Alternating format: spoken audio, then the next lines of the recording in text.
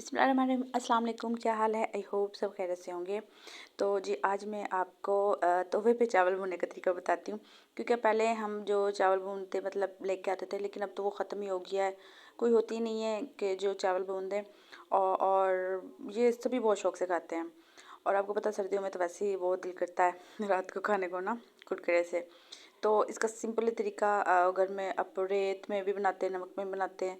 लेकिन अब हमारे पास वो सारी चीज़ें तो नहीं ना होती जो हम इजीली इन चीज़ों से बनाते हैं, क्योंकि जो बनाते हैं उनके पास प्रॉपर सारा सामान होता है। तो आप सिंपल तरीके से बनाएंगे तो वही जायकेदार उतने ही मज़ेदार बनेंगे। तो आप चावल ले लें, कोई भी जैसे भी आपके पास चावल है आप ले सकते हैं। ये देखिए तवा जिस पर हम रोटी बनाते हैं, आपने इसको फुल गर्म कर लेना है। फुल गर्म होता है ना, तब आपने इसके ऊपर चावल डालना है कि वो फ़ौरन से जो चावलों का कलर है ना वो चेंज हो जाए। और आपने बस इसको 3 या 4 मिनट भूनना है। और जब इसका कलर ब्राउन हो जाए ना, तब आपको ने इसको उतार लेना है। तो इसमें कोई ऐसी चीज़ की नहीं है, कोई आपको ज़रूरत नहीं किसी भी चीज़ की, सिंपली आप भून सकते हैं। और आप जो गुड़ वाले चावल होते हैं जो बनाते हैं, उसमें आप किसी भी तरह बना सकते हैं। मतलब इस तरह चावल आप पहले बना लें, उसके बाद आप गुड़ में ऐड कर लें।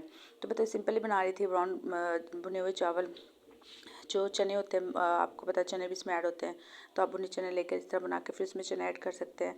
मेन मसला चावलों का होता है, अगर आप इस तरह भुनेंगे तो बहुत मज़े के बनेंगे, कोई इसमें सख्त भी नहीं रहेंगे, कुरकुरे बनेंगे, बहुत मज़े के बनेंगे। ये देखिए 2 या 3 मिनट बाद इसका कलर चेंज हो गया है। तो सिंपली सर्दियों में आप बनाएं और बना के मुझे भी लाजमी कमेंट्स में बताइएगा कि आपसे कैसे बने।